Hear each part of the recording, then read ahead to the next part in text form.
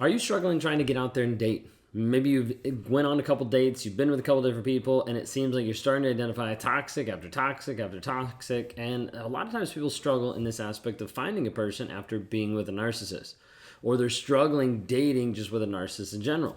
You feel like maybe your partner is always putting themselves first, and they're never even interacting with you, and they're never even looking at you, like seeing your emotions, seeing your feelings. And you feel like you're just emotionally and verbally abused. Well, dealing with the narcissistic dating scene can be very tricky and can be very hard, especially when you're already in that relationship. What does it actually look like? What's going on? So we're going to talk about some today, in this video, the dangers of dating a narcissist and recognizing some of the red flags. And for those of you who don't know who I am, my name is Ben Taylor. I am a self-aware narcissist, a person on this channel who's trying to help provide awareness to people about narcissism and narcissistic abuse. If you like what you see here, like the content, please subscribe, hit the notification so you get notified when we drop more videos. When we're talking about this aspect of a narcissist and the dating scene, it's really hard to be able to pick them out. It's not like they walk around with a red flag saying, hey, I'm a narcissist, look out for me. But there oftentimes are these small possibilities and these small things that you see that help you identify this person might be toxic. So when we look in the aspects of the red flags, some of the typical ones you're going to hear right off the bat, first one is typically this aspect of grandiosity and entitlement. Of this is all about me and focusing everything back on themselves instead of it being on the relationship or instead of it being on getting to know this other person. Sometimes this comes across as having to look superior. The aspect of always having to be better than another person. For me, I always thought I was better than another person. And as a result, it would come out in my communication, in my tones, in my interactions with that person and with other people around. So when you're with this person, going out on dates, interacting first, like getting to know this person, watch how they're interacting with other people. You might be surprised how they kind of look down on maybe their coworkers or their boss, or maybe how they scoff at the waiters, the waitresses at the restaurants that you might go to. Maybe you see how they interact with his mom and his dad. And you're like, wait a second, like that just seems a little weird of what's actually going on. Now, those aren't just always going to be like, hey, this is it, like boom, narcissist. But what we're doing is we're looking at multiple aspects of narcissism to give you an idea of what to look for. If you see one thing, okay, you're looking for it. And if you see the second thing, okay, now we're starting to see some issues. See third, fourth, fifth thing, now we're starting to see a pattern, a problem that you need to be careful of in this dating aspect. So how are they actually looking at other people? How are they communicating to other people? What are their expectations, say, of their friends or their family members? Sometimes the expectations are put so high and you're like, what is going on there? And part of it is because the narcissist feels entitled. Like, I feel entitled to the other person. Like, I feel entitled to this, to get what I want. You have to remember, when the narcissist comes down to the center of they think the world revolves around them, everything else should kind of bow down and serve them. That's kind of what I thought. I thought I was a perfect person and that I was great at my job, and so everybody should just, give me that respect. Whether I was actually earning that respect or not didn't matter. It just should be given because I knew what I was talking about, because I was the boss, that kind of a thing. There's a ridiculous way to be able to think about it, but the entitlement piece goes really deep in that aspect of like, I'm so good, so everybody should love and should serve and should adore me. That whole admiration piece as well kind of steps in there. So when we're talking about this aspect of the grandiosity and the entitlement, you start to see that in how they treat others, and then also how they're putting expectations on others, expecting to have that entitlement. Now, you might be sitting down at supper and all you're hearing is you're just hearing about the other person, everything they've done, all their accomplishments, and all of a sudden you kind of take a look and you're like, they're just bragging on themselves. Like, every time I bring up something about myself, it gets twisted back around and now they're talking about themselves. Sometimes a narcissist has a really hard time listening to you talk because it's not them talking. And so you have to understand that sometimes they'll switch the conversation. They'll turn it around so it's like, oh yeah, I had this happen to me too. And you haven't even finished your story. But they're getting back to the real important part of the conversation, which is themselves. So understanding how this actually looks, bragging, talking about themselves, and then you get the aspect of not seeing or considering the other person. So what I mean by this is, like, you might have something that's going on. You might have an issue of frustration, a concern, and those are feelings, right? Like, those are emotions that you're dealing with, that you're trying to put out there, and there seems to be like a disconnect. Like, you see like the eyes like kind of glass over, like they're just kind of like Okay, like, hey, like I also did this, and they'll try to switch the conversation or change it, or give like a half-hearted, like, I'm sorry you're feeling that way, and then just move into what they want to talk about. Again, you have to remember it's very self-circulating. It has to come back to me. It has to come back to the narcissist versus what you're doing. Now, some of you might be going on a date or going on a dating relationship and you're like, they didn't do that at all. Like, they didn't seem that bad at all. Like, they seemed like they cared about me so much. They loved me so much. They just wanted to hear about me. And we see the flip side of not just dealing with a grandiose narcissist, but then dealing with a covert or a vulnerable narcissist. Now, a couple things here. With a vulnerable narcissist, you might have the aspect that they're going to show you fake vulnerability.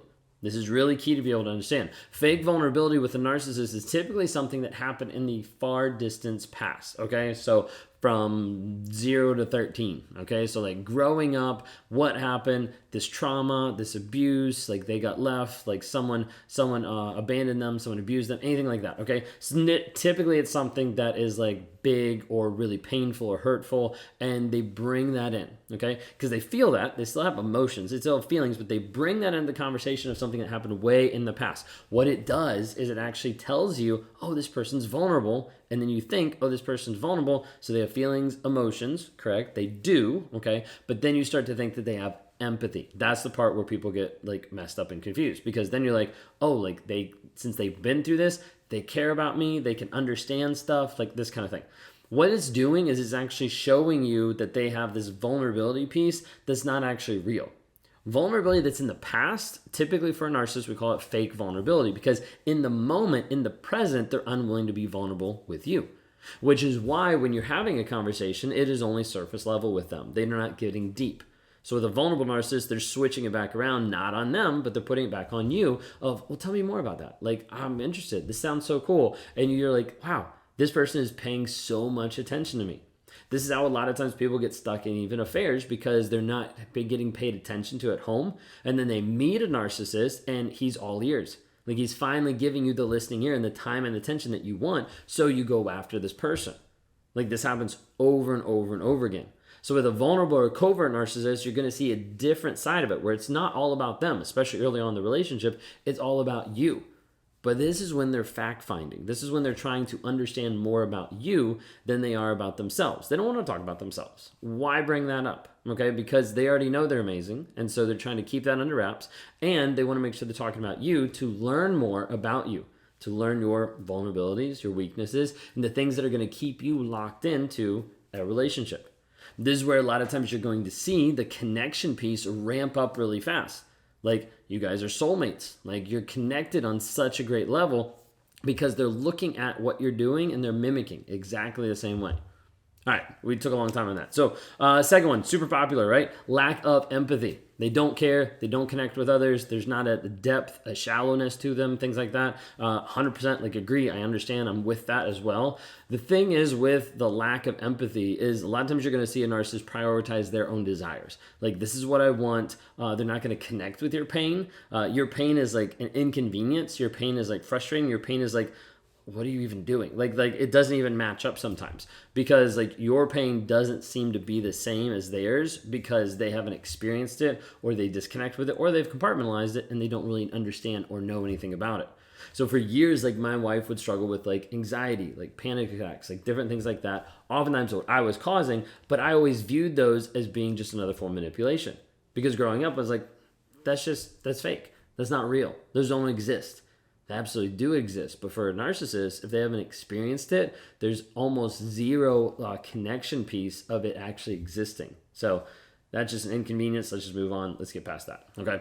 So lack of empathy. Sometimes you'll see this in like being like socially awkward, of like the humor at the wrong time, of like getting annoyed or inconvenienced about your feelings. Like you're communicating something really heavy and they just say something like completely out of left field. And it's not even to like just make a joke to make you laugh, to cheer you up. It's just like they just don't have that depth of understanding. Like, this isn't a good time to say this, that kind of thing. Okay. There's like manipulation, gaslighting. So it happens early on just to confuse you. Like, that didn't happen. This isn't going on. You'll see like the guilt tripping piece, not being accountable. That's like an easy one to point out of like, hey, like, are they accountable early on in the relationship? Do you see this accountability and responsibility actually shown like on a day-to-day basis? Sometimes you'll catch the lying, sometimes distorting reality. Sometimes you don't see as much, but you can see tendencies, pieces of it. Early on, dating scene as well, moving too fast. So doesn't like to be told no. Like, you say no, like, this isn't something I'm comfortable with. Like, blow up, get frustrated, guilt trip you back into doing what they want you to do. All this kind of stuff, ultimately showing you there's no respect for you, your boundaries, what you want. I mentioned earlier, but you might have someone that comes into your life that's a soulmate. You're like, oh my gosh, this person is the exact person for me, or we're exactly the same, or so connected. All these things typically is manufactured, so be careful about that. Narcissists, sociopaths, psychopaths sometimes can manufacture that, so it feels so amazing. They're sitting there talking about how his exes are all so crazy. Like, you wouldn't believe all the stuff that I've been through. My ex even called me a narcissist. Like, all this stuff. Like, pre-framing like what you have to believe to be able to stick in the relationship, to be able to exist with that other person. They'll say like they never felt this way, like you're like the best person ever, I love you really fast, move in really fast, like ramp up, everything like that. All of it geared towards getting you locked in quick, okay?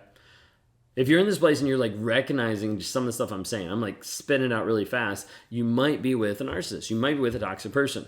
If you're not sure, like, I want you to go to escapetoxicity.com today and be able to check it out. Okay, we actually guide you through what is a narcissist. Are you the narcissist? Reactive abuse, the blame game, like guilt, all this kind of stuff to help you break free from that trauma bond and move forward. Like, if you're in this place where you're dealing with a narcissist, like, you need the truth. Like, that is 100% the biggest thing that you need to be able to get free mentally, emotionally, and physically from the toxic person that you're with. Even if you're successful and competent, like, and he's putting you down, like, you're gonna see all of a sudden your confidence feels like you're stupid. Like, your healthiness feels like you're just hurting.